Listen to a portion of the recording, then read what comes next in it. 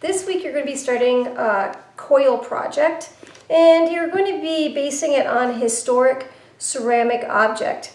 It is best if you choose a ceramic object that is more vertical and less horizontal. The rounder they are compared to how tall they are, the harder it's going to be and the more coils you're going to have to use. I'm asking you to use your fire clay stoneware with iron. Clay, that is the big bag of clay that you got, because it's going to be more forgiving. So we're going to use that clay for this project. You are going to want to print out an image of your pot. In this case, I printed out a Greek pot, as close to the size of the paper as you can get. This one is just a little short, but is still in that 10-inch range. I do want my bottom to be just a little bit bigger, but I'll talk about how to deal with that in a second. For now, you need to know that this is the positive shape of the form, and the space around it is negative space, also the space through the handles. So what I need to do right away is I'm going to cut the foot off, because I'm going to be making that separately. I'm going to keep that around, but I'm going to cut it off initially.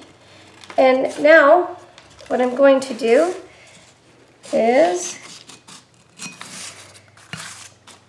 I'm going to cut around the shape of the pot. I'm going to cut the handle off of one side.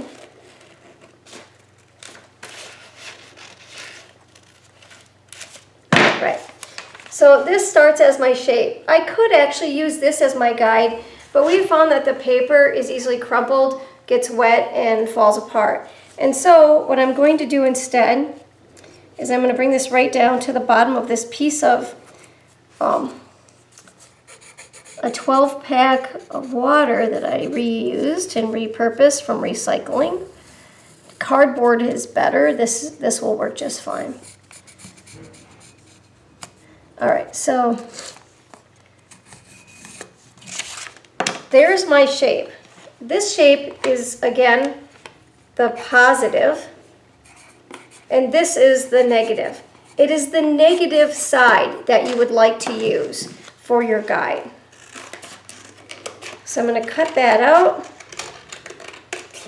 And you're going to want to do this with your project. It's going to help you stay on target as you're working on this. And I highly encourage it. So here's my design that I'm going to be using as I build. I'm going to first grab a hunk of clay to get started. I have my foot still over here, and it's basically like a little upside down bowl. I want it wider, and I look at this 1-inch bottom compared to like the 6-inch side. That seems really small, so I'm going to make mine just a little bit larger, and I'm going to probably double that at least. And I'm starting with a ball that I'm going to gently flatten. Each pot will be a little bit different depending on which one you choose. So do look at the directions that I give you in the PowerPoint on how to start different shapes. And now I'm going to just pinch with my thumb at an angle to create that kind of sloping shape. Just like with our mug and the bowl, you need to let that foot set up. If you just start building on top of it immediately, it's going to run into troubles. And I can't emphasize enough the importance of you being patient with the clay and letting it set up. It was what I had hoped you learned with the bowl assignment and the cup assignment, and I'm hoping that you kind of stick with that idea. Now, I'm going to take my red rib and smooth out those pinch marks. Just using the flat side, bent, and smoothing. All right, and then I'm going to tap that down, and I'm going to do the smoothing on the inside.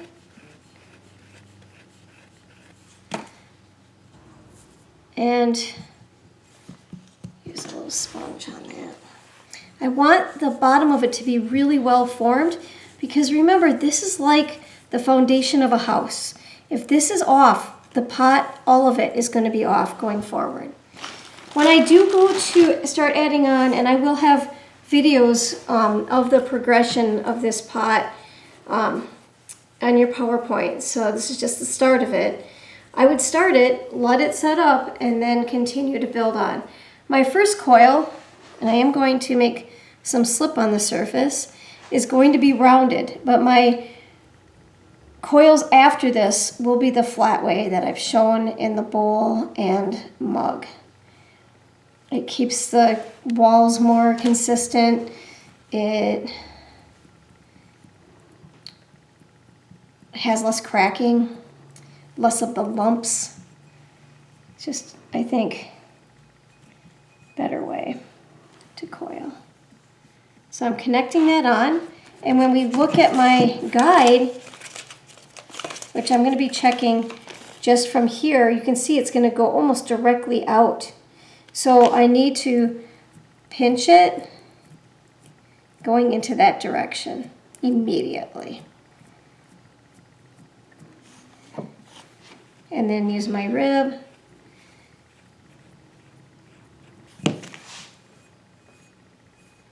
And when we look at this foot, I can tape that back together so I can really see it. It looks like we're starting on the right shape. The foot still needs a little work and refining, but I'm going to come back to that in just a minute. Put one more coil on before I stop, and that's about what I do in my own studio when I'm building sculptures or pots. I'll put a couple coils on, and then I'll let that set up, because if you keep adding on, the clay will not be happy. And this is why I've been trying to remind you to continue to work slowly over the week. Don't procrastinate. Don't wait till the last second. The clay will always, always show you who is boss. And believe me when I say it is never you.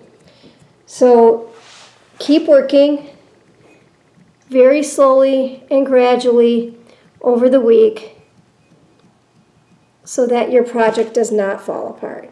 You can see I have got a little bit of a gap that needs to come out after I just put on that last coil. So I slowly allow my outside hand to guide that out. And then I check it. And this is what we're doing with this guide. We're making sure we're in the right path. Still feel like it could go out a little bit, but first I want to smooth. And so that's a good start. It's a really good start, but it does have to set up. And that foot, most of all, has to set up. So as I let that do that, I'm going to put down some plastic for the lip and allow the foot to set up and refine it before I flip it back over. This is the start to the project. You know, maybe 2 inches, maybe 1.5 inches. That's all I got today. And maybe later tonight I'll be able to finish that foot, flip it over, and put another coil on. But I need to take this slowly and pace myself, because if I do any more, if I try to build 6 inches in a day, or at one sitting I should say, because sometimes you can build a little faster, it will run into troubles and I'll lose it. It'll collapse, and that's not very much fun. All right, so go ahead, get started on your projects right away. If you have any questions, stop into Zoom so I can, tell you how to get started or demonstrate it. If you can't come to mine, don't forget that we have Rachel who can help you during Zoom lab hours. But do get help so that you make sure you start your bottom correctly. All right, have fun with this project, and I look forward to seeing it in class.